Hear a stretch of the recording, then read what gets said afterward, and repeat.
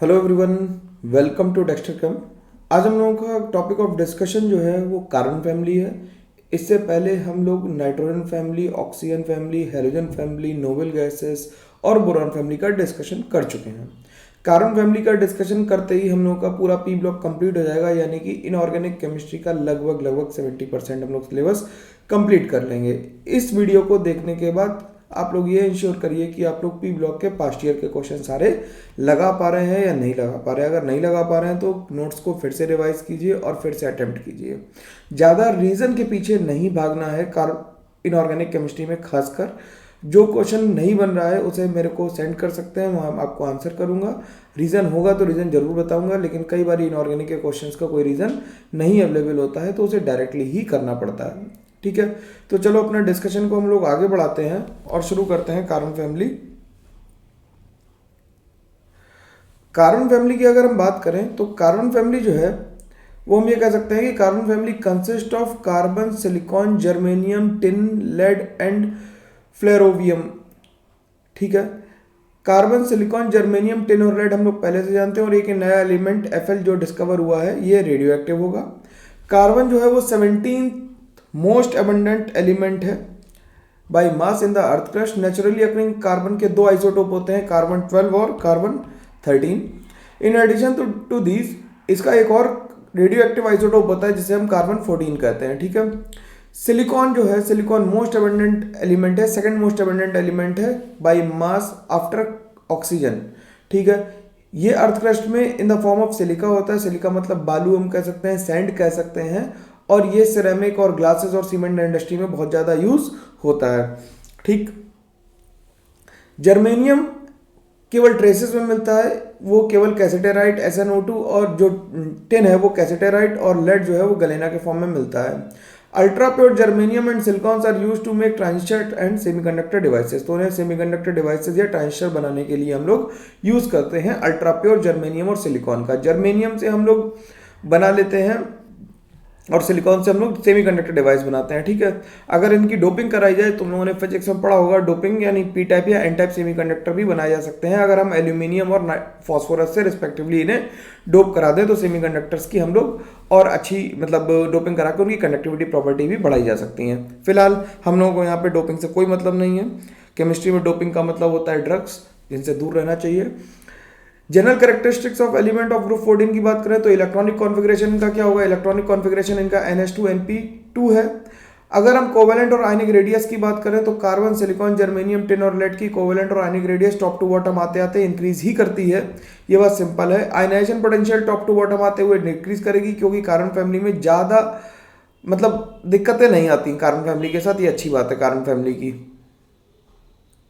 ठीक है, एक बार ये स्क्रीन एडजस्ट कर लूँ थोड़ा सा। ठीक है, तो आयनाइजेशन एंथैल्पी क्या हो रही है? टॉप टू बॉटम डिक्रीज कर रही है। इलेक्ट्रोनेगेटिविटी कार्बन की सबसे ज्यादा होती है और उसके बाद होती है लेड की। टॉप टू बॉटम डिक्रीज नहीं कर रही, क्योंकि सिलिकॉन, जर्मेनियम और टिन की जो इलेक्ट्रोनेगेटिविटी है वो 1.8 है। 1.8 लिखी है पॉलिंग स्केल पे। ठीक है, तो इलेक्ट्रोनेगेटिविटी ज्यादा चेंज नहीं हो रही है।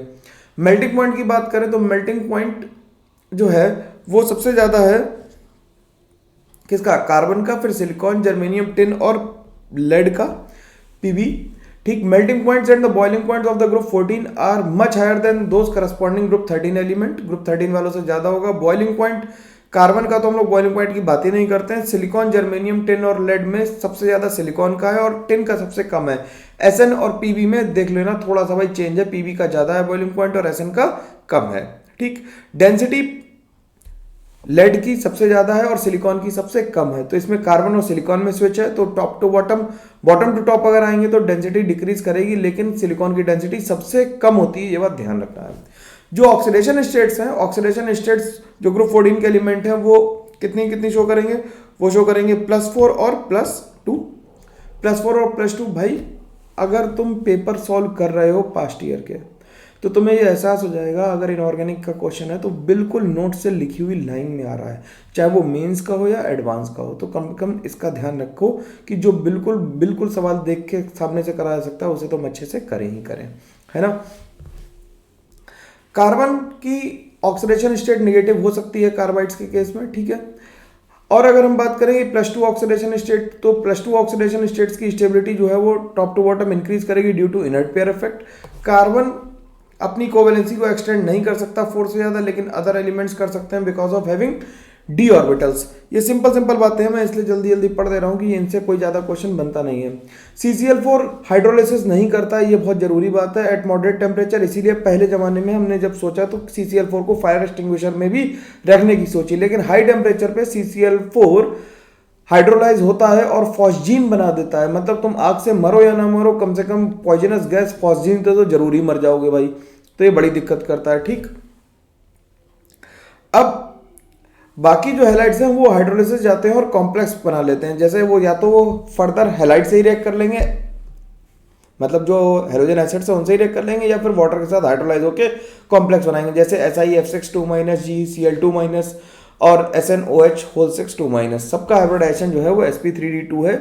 जब हम लोग कोऑर्डिनेशन केमिस्ट्री की बात करेंगे तो इस पर भी वीडियो जरूर बनाएंगे हम लोग, एक दिन VBT की बात करेंगे, केमिकल बॉन्डिंग और कोऑर्डिनेशन की एक साथ करेंगे, कुछ नया ट्राई करते हैं ना। अब एलोट्रोपी की बात करें, एलोट्रोपी में कार्बन के एलोट्रोप्स हमें पता है, कार्बन के एलोट्रोप्स हैं जो वो graphite, diamond, coal, charcoal, lamp black, fullerenes and graphene है। Graphene is the latest newest allotrope, 2004 में डिस्कवर हुआ है। ठीक है, नोबेल प्राइज मिला बेसिकली इसके लिए। डायमंड का क्रिस्टल लैटिस होता है। जब हम लोग सॉलिड स्टेट पे बात करेंगे तो डायमंड के क्रिस्टल स्ट्रक्चर पे बढ़िया से डिस्कशन भी करेंगे। इसका हाइब्रिडाइजेशन अभी sp3 है, और हर डायमंड कितने कार्बन से जुड़ा हुआ है, हर कार्बन एटम कितने कार्बन एटम जुड़ा हुआ है, 4 कार्बन एटम से टेट्राहेड्रल यूनिट्स में जुड़ा हुआ है, जिनकी बॉन्ड लेंथ 154 पिकोमीटर है।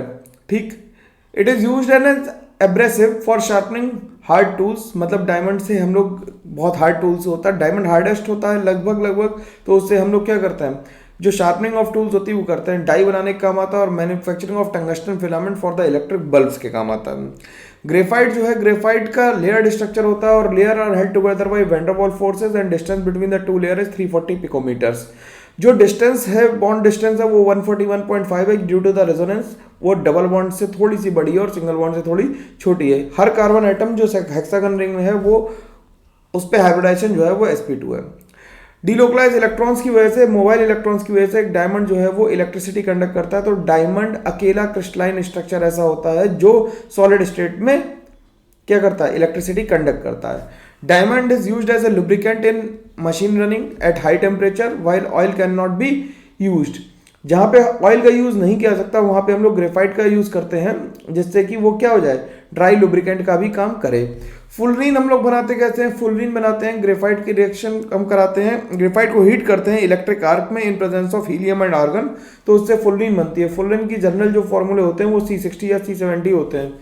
ठीक, Fullerenes are only pure form of carbon because they are having smooth structure without having dangling of bond। dangling मतलब ऐसे जो जिगजैग होता है, ये dangling होती है, जिगजैग नहीं है बॉन्ड, बिल्कुल स्मूथ स्ट्रक्चर होता है। C60 को बकमिंस्टर फुलरीन कहते हैं क्योंकि ये सॉशर बॉल की तरह दिखती है। इसमें सबसे जरूरी बात जो है वो ये लिखी हुई है, इसमें क्या होता है, इसमें 26 मेंबर्ड रिंग है और 12 जो है वो 5 मेंबर्ड रिंग्स हैं। ये बात कई बार पेपर में पूछी जा चुकी है, तो इस बात को ध्यान रखेंगे कि 26 मेंबर्ड रिंग है और 12 5 मेंबर्ड रिंग्स हैं, और इसमें 60 वर्टाइसेस होती हैं। ये भी बात हम लोग बिल्कुल बढ़िया से ध्यान रखेंगे, बहुत इंपॉर्टेंट बात है। ठीक है, जरूरी बातों को मैं अंडरलाइन भी करता जा रहा हूं। अब एलोट्रोप्स ऑफ सिलिकॉन ये इतने पॉपुलर नहीं है, तो इन्हें हम लोग आसानी से देख सकते हैं कि क्रिस्टलाइन और एमॉर्फस होते हैं, और टिन में ग्रे टिन, व्हाइट टिन और रोम्बिक टिन होता है। कैटिनेशन पावर पे इस बार ही क्वेश्चन आया है मेंस में, जिसमें पूछा था लिंक के जो कैटिनेशन होती है वो अपने जैसे एलिमेंट से बॉन्ड बनाने की कैपेबिलिटी को कैटिनेशन कहते हैं। क्या कहते हैं, अपने जैसे एलिमेंट से बॉन्ड बनाने की कैपेबिलिटी को कैटिनेशन कहते हैं। हम लोग बचपन से पढ़ते हुए आ रहे हैं। ठीक, तो the decrease of this property is associated with the mm bond energy, जो कार्बन की सबसे ज्यादा है, फिर सिलिकॉन की, जर्मेनियम और टिन की सबसे लगभग बराबर, और लेड की सबसे कम है। ठीक, तो जो कार्बन और सिलिकॉन की प्रॉपर्टी है वो कैटिनेशन के रिलेटिवली ज्यादा है, किससे, टिन और लेड से। कार्बन की तो सबसे ज्यादा होती है, इसलिए पूरी ऑर्गेनिक केमिस्ट्री वहीं से चल रही है। ठीक है, अब आगे बात करते हैं रिएक्टिविटी टुवर्ड्स ऑक्सीजन। जो एलिमेंट है वो ऑक्सीजन के साथ रिएक्ट करके दो तरह के ऑक्साइड बनाते हैं, या तो वो मोनो ऑक्साइड बनाते हैं या डाई ऑक्साइड बनाते हैं। Carbon dioxide, silicon dioxide, germanium dioxide acidic होते हैं। टिन डाइऑक्साइड और पीवी ऑक्साइड, PbO2 यानी कि लेड ऑक्साइड जो है वो कैसा है, एम्फोटेरिक है नेचर में। और टिन और टिन और लेड के ऑक्साइड बेसिकली एम्फोटेरिक होते हैं नेचर में, ठीक। एम्फोटेरिक मैं कई बार बताता हूँ, फिर से लिख देता हूँ। एम्फोटेरिक ऑक्साइड जो होंगे वो उसकी स्पेलिंग में ही है, A for aluminium, PV for lead, TE for tin और IC फॉर जिंक। ये ध्यान रखने हैं। इनके ऑक्साइड्स कैसे होते हैं, एम्फोटेरिक ऑक्साइड्स हैं ये, इन्हें हम ध्यान रखेंगे, बिल्कुल भी कतई भूलेंगे नहीं, ठीक है। इस बात का ध्यान विशेष रखना है हमें, एम्फोटेरिक ऑक्साइड का जरूर जरूर जरूर रखना है, ठीक है, पेपर में पूछा जाता है, ठीक। CO कैसा है, न्यूट्रल ऑक्साइड है। तो न्यूट्रल ऑक्साइड कौन से होते हैं, 4 न्यूट्रल ऑक्साइड होते हैं, वाटर, CO, NO और NO2। लिख देता हूं मैं, वाटर, CO, NO और N2O। ये 4 जो है ये न्यूट्रल ऑक्साइड्स हैं। ये क्या है, ये न्यूट्रल ऑक्साइड्स हैं, तो इन्हें भी हम लोग ध्यान रखेंगे, ठीक है। ऑक्साइड्स की बात चल रही है, तो CO कैसा है, न्यूट्रल है। GeO एसिडिक है। SiO एग्जिस्ट केवल हाई टेम्परेचर पे करता है, लो टेम्परेचर पे एग्जिस्ट नहीं करता है। रिएक्शन टुवर्ड्स वाटर की बात करें, तो हम कहें कि कार्बन और सिलिकॉन जो है वो कोल्ड वाटर से, कार्बन, सिलिकॉन और जर्मेनियम इनफैक्ट भी कोल्ड वाटर से कोई रिएक्शन नहीं करता, लेकिन स्टीम के साथ कार्बन और सिलिकॉन रिएक्शन कर लेते हैं, CO और SiO2 बनाते हैं और हाइड्रोजन गैस लिबरेट करते हैं। जबकि टिन जब वाटर से रिएक्शन करता है तो वो SnO2 बना देता है और हाइड्रोजन गैस लिबरेट करता है। लेड जो होता है, लेड पैसिव लेयर बनाता है, इसलिए उसकी वाटर से कोई रिएक्शन ज्यादा हो नहीं पाती है, क्योंकि वो कैसा हो जाता है, पैसिव लेयर फॉर्म कर लेता है ऑक्साइड की, तो ज्यादा रिएक्शन नहीं हो पाती इसकी, ठीक। अब बात करते हैं रिएक्टिविटी टुवर्ड्स हेलोजन। हेलोजन के साथ रिएक्शन करके ये 2 तरह कंपाउंड बना सकते हैं, MX2 और MX4। जो लोअर हेलाइड्स हैं वो MX2, जो लोअर मेटल्स हैं वो क्या बनाएंगे, मतलब जो ग्रुप में नीचे की तरफ आके जो मेटल्स हैं वो क्या बनाएंगे, डायहेलाइड्स बनाएंगे, और ऊपर वाले MX4 बनाएंगे, ठीक। तो इन जनरल हैलाइड्स कैसे होते हैं, sp3 हाइब्रिडाइज्ड होते हैं। SnF4 और PbF4 कैसे हैं, आयनिक है। PbI4 एग्जिस्ट नहीं करता है, ये बात ध्यान रखनी है, PbI4 नहीं एग्जिस्ट करता, I का साइज बहुत बड़ा होता है तो Pb होल्ड नहीं कर पाता। ऑर्डर ऑफ थर्मल स्टेबिलिटी अगर तुम ध्यान से देखोगे तो तुम्हें पता लगेगा कि जो सबसे ज्यादा स्टेबल है वो CX4 है, ठीक। फिर SiX4, GeX4, SnX4 और PbX4, ठीक है। ये ऑर्डर भी ध्यान रखना है, बड़ा ही इंपॉर्टेंट ऑर्डर है, यानी कि CX4 की स्टेबिलिटी सबसे ज्यादा है। और अगर हम डिफरेंट हैलाइड्स की बात करें तो उसमें CF4 की स्टेबिलिटी सबसे ज्यादा है और CI4 की स्टेबिलिटी सबसे कम है, ठीक। CCl4 के अलावा बाकी सारे जो टेट्राहैलाइड्स हैं उनकी हाइड्रोलिसिस हो जाती है, क्योंकि CCl4 में कार्बन के पास वैकेंट डी ऑर्बिटल नहीं है, जबकि सिलिकॉन, जर्मेनियम और टिन सबके पास क्या है, वैकेंट डी ऑर्बिटल है, तो उनकी आसानी से हाइड्रोलिसिस हो जाती है। SiCl4 की हाइड्रोलिसिस बहुत ही पॉपुलर है, जिससे सिलिसिक एसिड बनता है। पहले SN2 होगी, बेसिकली SN2 होगी, एक OH अटैक करेगा और क्या होगा, Cl निकल जाएगा, फिर ऐसे एक एक करके सारे निकल जाएंगे, ठीक। तो स्टेबिलिटी ऑफ डायहाइड्स की बात करें तो डायहाइड्स की स्टेबिलिटी में हम कह सकते हैं कि सबसे ज्यादा स्टेबल जो होंगे, मैंने बताया था पहले भी कि लोअर मेटल्स होंगे उनके डायहाइड्स ज्यादा स्टेबल होंगे due to inert pair effect. तो PbX2 जो होगा वो सबसे ज्यादा स्टेबल होगा और SiX2 सबसे कम स्टेबल होगा, ठीक। Pb+4 जो होता है वो ऑक्सीडाइजिंग एजेंट की तरह भी बिहेव करता है। ऑक्साइड्स ऑफ कार्बन की अगर हम बात करें तो कार्बन के ऑक्साइड्स में कार्बन मोनोऑक्साइड है। कार्बन मोनोऑक्साइड कार्बन की रिएक्शन अगर हम ऑक्सीजन से कराएं लिमिटेड सप्लाई में तो कार्बन मोनोऑक्साइड बन जाएगा, या फिर फॉर्मिक एसिड या ऑक्सैलिक एसिड को H2SO4 के साथ ट्रीट करें तो स्मॉल स्केल पे CO प्रोड्यूस की जा सकती है। CO जो होती है वो ब्लू फ्लेम से चलती है, बर्न्स विद ब्लू फ्लेम। लिख देता हूं यहां पे, Burns with blue flame. CO जो होती है वो ब्लू फ्लेम के साथ बर्न करती है। अगर हम कॉमर्शियल स्केल पे बात करें, कॉमर्शियल स्केल पे हम लोग क्या करेंगे, कार्बन सॉलिड की रिएक्शन वाटर गैस से करेंगे, यानी कि हाई टेम्परेचर पर रिएक्शन हो रही है, जैसा कि हम देख भी सकते हैं। टेम्परेचर अगर देखो तो 473 से 1273 यानी 473 से 1273 केल्विन है, तो उस टाइम पे CO और H2 बनती है। CO and H2 combinedly known as water gas और सिंथेसिस गैस, ठीक है।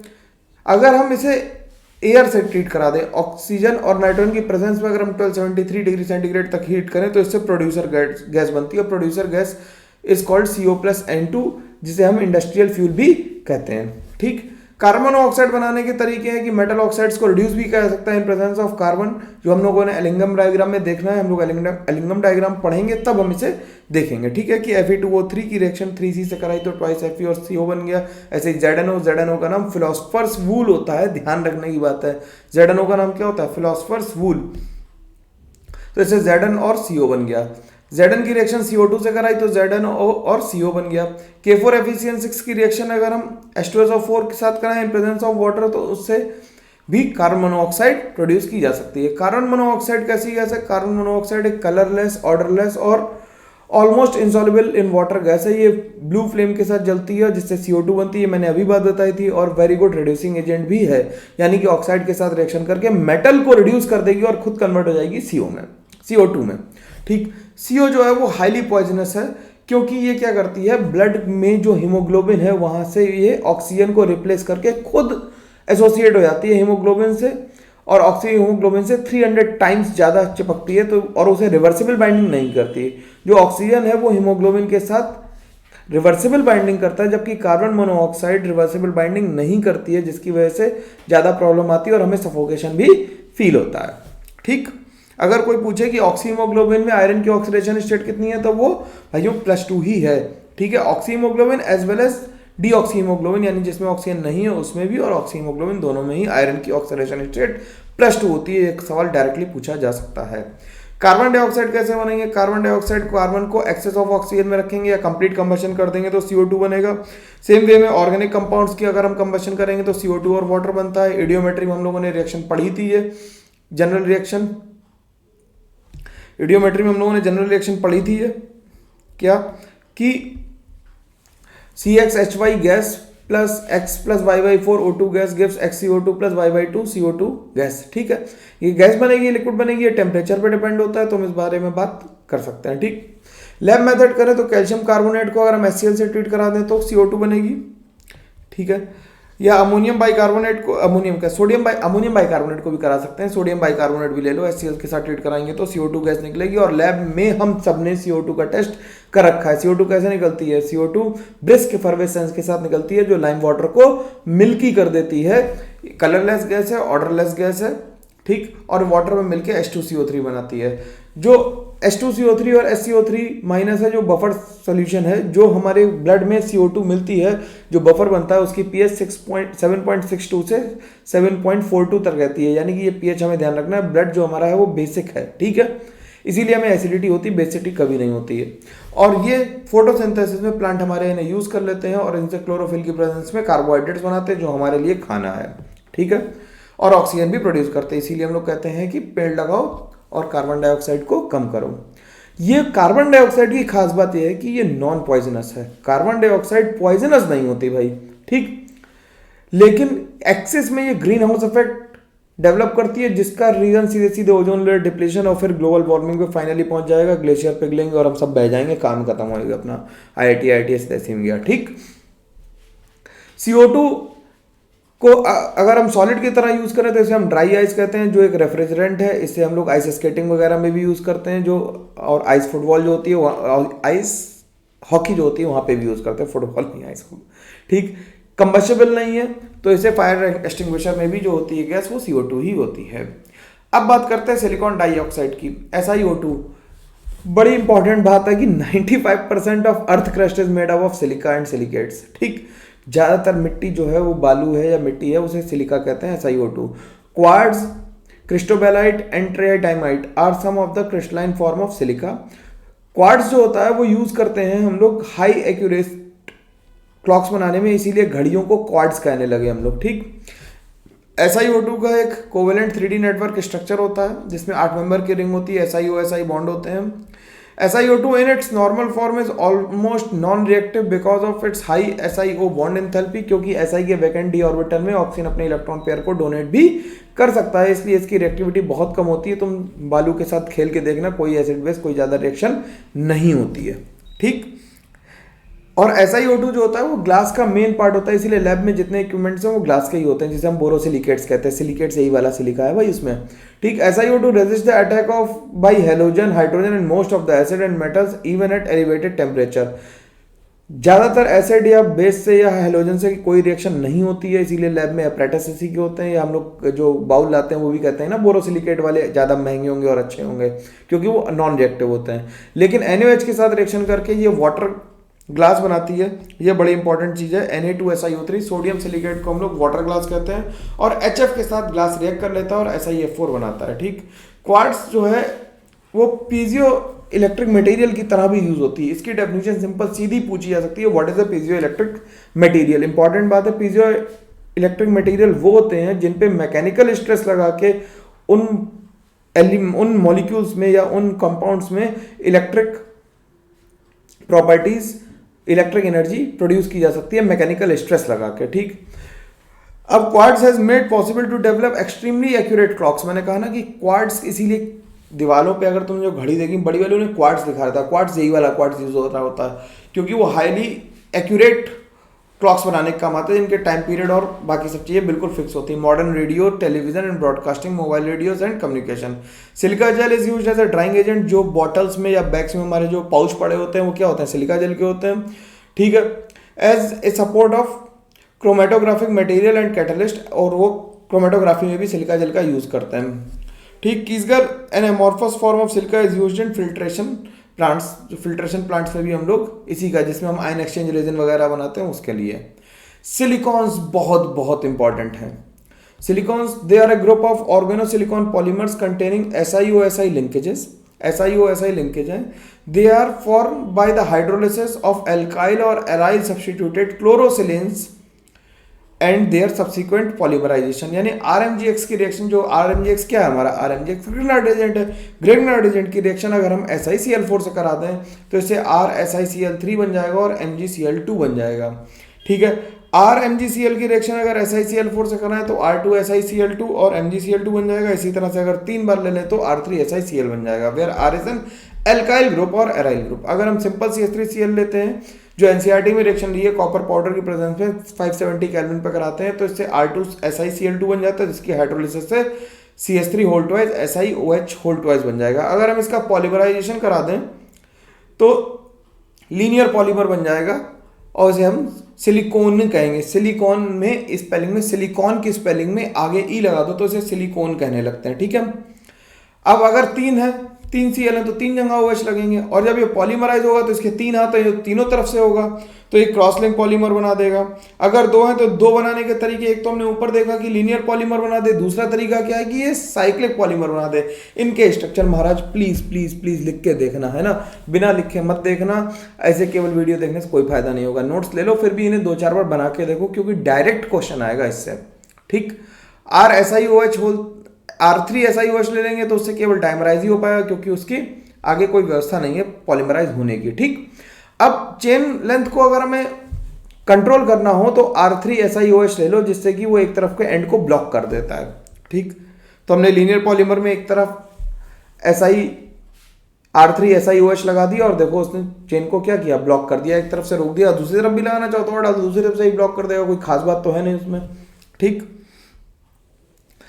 Silicones being surrounded by nonpolar alkyl groups are water repelling in nature. ठीक है, they have in general high thermal stability, high dielectric constant and resistance for oxidation and chemicals. ठीक, they are used in sealant, grease, electrical insulators and water purifying proofing fabrics. जो water repellent है तो water proofing के लिए भी इसे use किया जा सकता है। अब एक और बात जो NCERT में नहीं दी है, मैं जानबूझ के पढ़ा रहा हूं क्योंकि ये मेंस और एडवांस दोनों में इसका सवाल बन सकता है, खासकर एडवांस में। ठीक है, NCERT में बहुत इसके बारे में कम लिखा हुआ है, हम लोगों ने डिटेल में लिखा है, थोड़ा ध्यान से देखेंगे कि silicates are the metal derivative of silicic acid H4SiO4 और SiOH4। ठीक, Na2CO3 की रिएक्शन अगर हम सैंड के साथ फ्यूज कर दें तो Na4SiO4 या Na2SiO3N बनेंगे। तो types of silicates, silicates actually waste material होते हैं मेटलर्जिकल प्रोसेस में, जिन्हें हम लोग स्लैग कहते हैं। ठीक, लेकिन ये सिलिकेट जो इंडस्ट्री, सोप इंडस्ट्री है, उसमें ये वेट गेन करने के काम आते हैं और बोरोसिलिकेट्स तो यूज होते हैं हमारे किसमें, ग्लासवेयर बनाने में। ठीक, तो टाइप्स ऑफ सिलिकेट में पहला लेते हैं ऑर्थोसिलिकेट। ऑर्थोसिलिकेट का जनरल फॉर्मूला SiO4 होता है। इसका एग्जांपल जिरकॉन और ओलिविन है। ठीक, जिरकॉन मतलब ZrSiO4 और इसका स्ट्रक्चर जरा ध्यान से देखना, इसे हम ट्राइंगल के फॉर्म में बनाते हैं। जो ये लाइन्स है ये सपोर्टिंग लाइन्स है, ये कौन सी लाइन्स है, ये वाली लाइन सपोर्टिंग लाइन्स हैं, जो एक्चुअल बॉन्ड्स हैं वो ये हैं, ठीक। और बीच में एक ऑक्सीजन है और 3 ऑक्सीजन यहाँ है, ठीक है।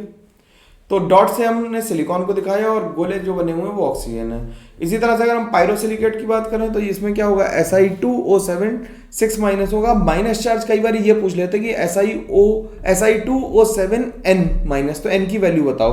तो देखो सिंपल है, सल्फर की सिलिकॉन की वैलेंसी 4+4, ऑक्सीजन की वैलेंसी -2 × 7, तो कितना बच गया, ये माइनस का 6 बचा, तो ऊपर -6 लगेगा, सिंपल आंसर आ जाएगा, ठीक। तो हमने Si2O7 का भी एग्जाम्पल लिख दिया और इसके एग्जाम्पल से याद करने की जरूरत नहीं, बस फॉर इन्फॉर्मेशन लिख दिए हैं, ठीक। साइक्लिक सिलिकेट कैसे होते हैं या इन्हें रिंग सिलिकेट भी कहते हैं, इनका जनरल फॉर्मूला SiO3 होता है, ठीक है। तो इनका स्ट्रक्चर भी एक बार बना के देखेंगे हम लोग, ठीक। इसमें कई बार ये पूछते हैं कि साइक्लिक सिलिकेट में का जनरल फॉर्मूला क्या है और इसमें कितने ऑक्सीजन शेयर्ड हैं, तो इसमें कितने ऑक्सीजन शेयर्ड हैं, 1 2 3 शेयर्ड है, ठीक। अगर लेकिन इसके हेक्सा फॉर्म बना दें Si6O18 12 माइनस, तो इसमें कितने ऑक्सीजन शेयर होंगे, 1 2 3 4 5 6 ऑक्सीजन शेयर होंगे, ठीक है। तो ये बड़े बड़े स्ट्रक्चर भी हमें एक बार कम से कम प्लीज बना के देख लेना, नहीं तो इनऑर्गेनिक है भाई, समझते ही हो बात को। चेन सिलिकेट बहुत बड़े हो रहे थे, फिर मैंने फिगर सीधे सीधे उठा लिया, इसका फॉर्मूला भी सेम ही होता है, Si3N2N- और Si4O11N6N-, ठीक। तो इनके स्ट्रक्चर्स थोड़े से बड़े होंगे, इन्हें एक बार ड्रॉ कर लेंगे, ठीक। और 2D सिलिकेट में क्या होता है, ऐसा स्टेटमेंट लिख के आता है, देखो जो मैंने लास्ट में लिखा ना, इसकी ड्राइंग इसलिए नहीं बनाई जिससे तुम्हें ये समझ में आए कि स्ट्रक्चर कैसा, क्वेश्चन लैंग्वेज फॉर्म में कैसा आएगा। लैंग्वेज फॉर्म में कैसा आएगा, जिसमें लिखेगा the general formula is Si2O5N2N-। There are 3 oxygen atoms of each tetrahedron that are shared with the adjacent SiO4- tetrahedron, यानी कि 2D में बन जाएगा ये शीट, ठीक। इसी तरह से 3D में होगा तो जो हर सिलिकेट है वो उसका ऑक्सीजन जो होगा वो किसी और टेट्राहेड्रल से जुड़ा होगा, जिसका क्वाड एग्जाम्पल है जियोलाइट्स एग्जाम्पल है। जियोलाइट्स क्या होते हैं, जियोलाइट्स में हम क्या करते हैं, if aluminium atom replaces few silicon atoms in 3D networks of SiO2, overall structure is known as aluminosilicate, acquires a negative charge. Cations such as Na+, K+ और Ca2+ balances the negative charge, ठीक है। Zeolites are widely used as a catalyst in petrochemical industry for cracking of hydrocarbon. जैसे example अगर हम ZSM5 ले लें, a type of zeolite, ठीक, use to convert alcohol directly into gasoline, ठीक है। जैसे अभी बात चल रही है ना, अल्कोहल मिलाएंगे, अल्कोहल तो डायरेक्टली कंबस्ट होगा नहीं, तो उसे हम गैसोलीन में कन्वर्ट करेंगे, ठीक। जियोलाइट्स को नेचुरल सीजर्स कहते हैं। नेचुरल सीजर्स मतलब जब पेट्रोकेमिकल्स में हम इसे यूज करते हैं तो बड़ी बड़ी कार्बन चेन को काटने के काम आता है ये। Hydrated zeolites are used as ion exchange resin and softening of hard water, तो ये बड़े ही एक्सटेंसिव इसके यूज हैं। तो भाई हम लोगों ने ऑलमोस्ट 30 मिनट्स में ये कार्बन फैमिली को भी कंप्लीट कर लिया है। प्लीज़ इसे देख लेना, 1-2 बार ही देखना भैया, 20 दिन बचे हैं पेपर में, अच्छे से पढ़ लोगे तो फायदा मिलेगा, नहीं पढ़ोगे तो फिर जो है वो तो रहेगा ही। इसलिए इसे देखो अच्छे से और दोस्तों का भला करने के लिए उन्हें भी भेज दो, कम से कम लिंक फॉरवर्ड कर दो, इतने मेरे लिए तो मेहनत कर ही सकते हो। मैं इसलिए कह रहा हूँ मेरे लिए, क्योंकि कम से कम लोग इसे पढ़ के आधे घंटे में तैयारी कर पाएंगे, लिख पाएंगे, आगे बात कर पाएंगे, ठीक है। अगले वीडियो में हम लोग मिलेंगे किसके साथ, बायोमोलिक्यूल्स के साथ। आप लोगों ने डिमांड की थी बायोमोलिक्यूल्स की, तो I will be coming with biomolecules on Monday. ये वीडियो आपको संडे को मिल रहा होगा, तो हम लोग मंडे को बायोमोलिक्यूल्स के साथ फिर मिलेंगे। वीडियोस अब स्पीड थोड़ी बढ़ा दी है, रेगुलर आते रहेंगे, तो स्टे अपडेटेड। सब्सक्राइब करो चैनल को और दोस्तों के साथ शेयर ज़रूर करो, क्योंकि सही चीज़ ज़्यादा लोगों के पास पहुंचनी ज़रूरी है, ठीक है। Thank you very much.